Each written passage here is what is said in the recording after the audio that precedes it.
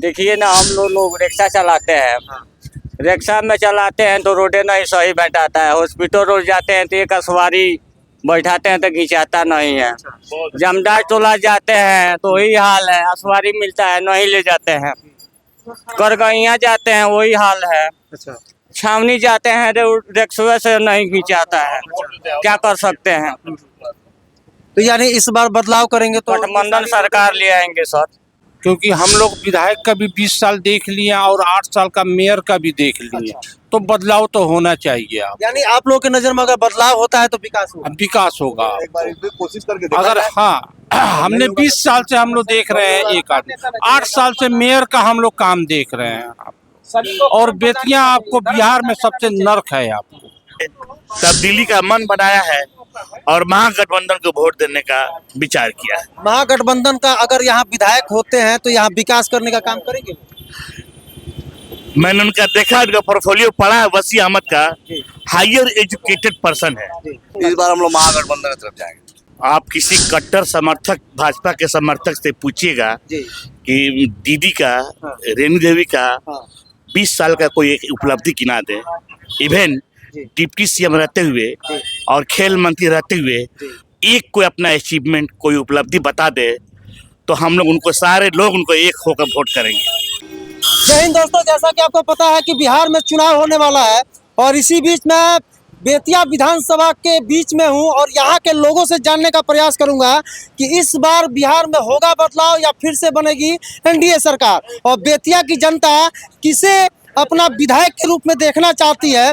अब इनसे हम जानना, क्योंकि आपको भी पता है कि एक चाय का दुकान है ये, और चुनाव के समय में सबसे ज़्यादा चुनावी चर्चा जो है वो चाय के दुकान पे होता है। तो यहाँ कुछ लोग दिखे तो हम सोचे कि जरा इनसे भी हम जानने का प्रयास करें कि पिछले विधायकों के द्वारा किस प्रकार से बेतिया विधानसभा में विकास करने का काम किया गया और इस बार क्या ये बदलाव के मूड में है या फिर से जो है उसी विधायक को फिर से जिताने के मूड में है। तो आइए हम इनसे जानने का। क्या नाम हुआ अभी आपका? मेरा नाम प्रोफेसर शौकत अली। भैया क्या लगता है फिर से आप लोग पुराने ही विधायक को चुनने वाले हैं या बदलाव करेंगे? नहीं, आज का वातावरण में साफ झलक रहा है कि पब्लिक, यहाँ की मतदाता तब्दीली चाह रही है, परिवर्तन चाह रही है। क्यों परिवर्तन भैया? क्योंकि जैसे मुझे जहाँ तक पता है कि 4 बार यहाँ की विधायक रह चुकी हैं, उसके बाद एक बार उप मुख्यमंत्री रह चुकी हैं, अभी मंत्री भी हैं, उसके बावजूद क्यों बदलाव करना चाहते हैं आप किसी कट्टर समर्थक, भाजपा के समर्थक से पूछिएगा कि दीदी का, रेणु देवी का 20 साल का कोई एक उपलब्धि गिना दे। इवन डिप्टी सीएम रहते हुए और खेल मंत्री रहते हुए एक कोई अपना अचीवमेंट, कोई उपलब्धि बता दे तो हम लोग उनको, सारे लोग उनको एक होकर वोट करेंगे। उनका परिवार का बड़बोलापन हुआ है, उनके परिवार का गुंडा राज यहाँ चला है, उनके परिवार के, उनके भाई भतीजे ने यहाँ के लोगों की प्रताड़ित किया है। इसके सिवा कुछ नहीं है। आप जहाँ खुद है, आप एक निर्भीक पत्रकार है, तो देखिए यहाँ की गली गली में पानी घुसा हुआ है। जरा सी बारिश होती है सड़कों पर पानी लग जाता है।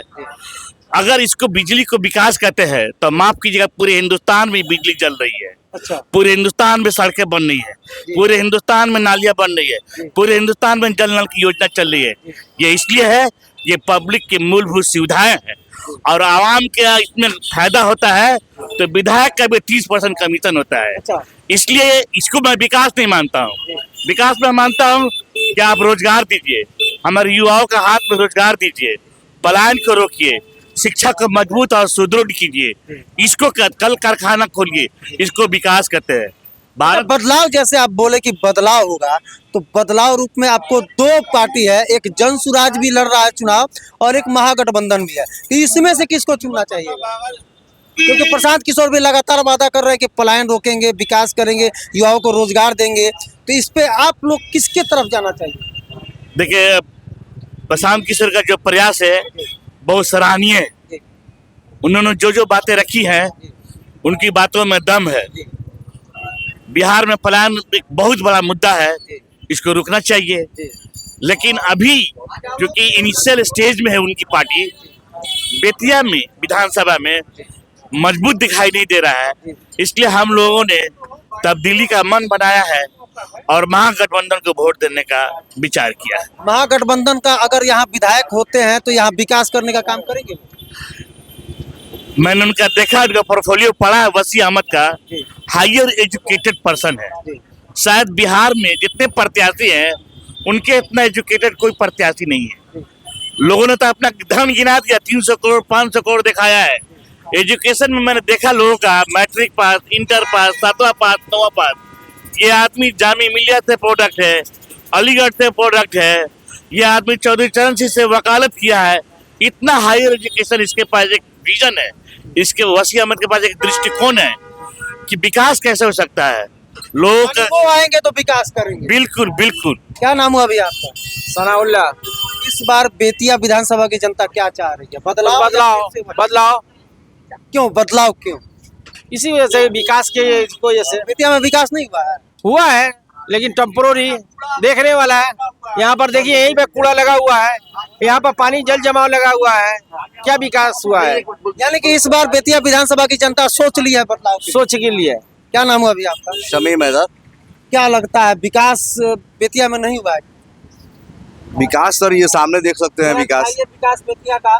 जी। और जल जमा पूरा, थोड़ी सी बारिश में पूरे रोड पे पानी लग जाती है। थोड़ी सी बारिश हुई पूरा है। पानी निकासी का कोई जी व्यवस्था जी नहीं। जी। हम लोग अच्छा, इस बार बदलाव चाहते हैं। तो बदलाव में आपके पास 3 ऑप्शन है। जी भैया से तो मैंने 2 ऑप्शन बताया था, लेकिन बेतिया विधानसभा में 3 है, क्योंकि यहाँ की जो मेयर है उनकी जो है हस्बैंड भी चुनाव लड़ रहा है, रोहित सिकारिया जी, और जन सुराज भी है और महागठबंधन भी है। तो इन तीनों में से किसे चुना? इस बार हम लोग महागठबंधन की तरफ जाएंगे क्यों महागठबंधन? सर। चूंकि मेयर के जो प्रतिनिधि है वो किसी पार्टी से नहीं है, उनके पास अपना कोई वोट बैंक नहीं है। तो क्यों मेयर जो है यहाँ की वो विकास नहीं? नहीं, वो विकास करी है तो उनका अलग पद है, उनकी अपने अलग पहचान है। जी तो इस बार मतलब महागठबंधन को जी support जी जी। क्या भैया अब की बार बदलाव या फिर वही? नहीं, बदलाव। क्यों बदलाव? सब लोग एक ही साथ है। युवा सभागारी होना चाहिए आपको, क्योंकि हम लोग विधायक का भी 20 साल देख लिए और 8 साल का मेयर का भी देख लिए। तो बदलाव तो होना चाहिए। आप यानी आप लोगों के नजर में अगर बदलाव होता है तो विकास होगा। अब विकास होगा। एक बार इस पे कोशिश करके देखा अगर जाए। हाँ, हमने 20 साल से हम लोग देख रहे हैं एक आदमी, 8 साल से मेयर का हम लोग काम देख रहे हैं। और बेतिया आपको बिहार में सबसे नर्क है। आपको यानी विकास नहीं हुआ है, विकास इसलिए नहीं। बदलाव। हाँ, क्या बोले अभी आप? कर्म प्रधान सभी को नेता चाहिए, धर्म प्रधान नेता नहीं चाहिए। मतलब जो कर्म करेगा, जो विकास करेगा, उसी को आप जिताने हैं। बिल्कुल बिल्कुल बिल्कुल। यहाँ पीछे में भी कुछ युवा है, क्योंकि ये लोग वृद्ध था। युवा से भी हम बात करने का प्रयास करें। क्या नाम पड़ेगा आपका? हमारा नाम ब्रजेश तिवारी पड़ेगा। ब्रजेश तिवारी जी, अब की बार बिहार अपने बेतिया में क्या है, बदलाव या फिर वही? हम लोग बदलाव करेंगे अब की। क्या है बदलाव करें? देखिए ना, हम लोग रिक्शा चलाते हैं। रिक्शा में चलाते हैं तो रोडे नहीं सही बैठाता है। हॉस्पिटल रोड जाते हैं तो एक सवारी बैठाते हैं तो खिंचाता नहीं है। जमदार टोला जाते हैं तो वही हाल है, सवारी मिलता है नहीं ले जाते हैं। करगैया जाते हैं वही हाल है। अच्छा, छावनी जाते हैं रिक्शा से नहीं खिंचाता है। क्या कर सकते हैं? तो यानी इस बार बदलाव करेंगे तो गठबंधन सरकार ले आएंगे सर। गठबंधन सरकार जी लाने का सर। पूरा मूड बन गया है। जी सर। क्या नाम हुआ अभी आपका? अनवर नाम होगा मेरा। क्या इस बार बेतिया में क्या होने वाला? बदलाव क्यों बदलाव? देखिए, ये नगर पालिका का हाल दिखाइए। वहाँ कूड़ा 12 फिर से दिखा दीजिए। फिर से दिखा दीजिए। 12 बज रहा है अभी तक नगर पालिका के ये हाल। क्या गंदगी है, क्या। तो यहाँ की मेयर के हस्बैंड भी तो चुनाव लड़ रहे हैं। तो भाई उनका भी तो दायित्व उनको कहीं जिता दीजिएगा तो विकास करेंगे। कभी नहीं। और यहाँ बीजेपी के सांसद हैं, मंत्री जी हैं, तब भी विकास नहीं हो रहा है। तो आप अभी 4 अक्टूबर को आए रहते तो बेतिया की स्थिति देखते। यानी 11 तारीख को बेतिया विधानसभा में परिवर्तन निश्चित है। एकदम निश्चित है। हैं?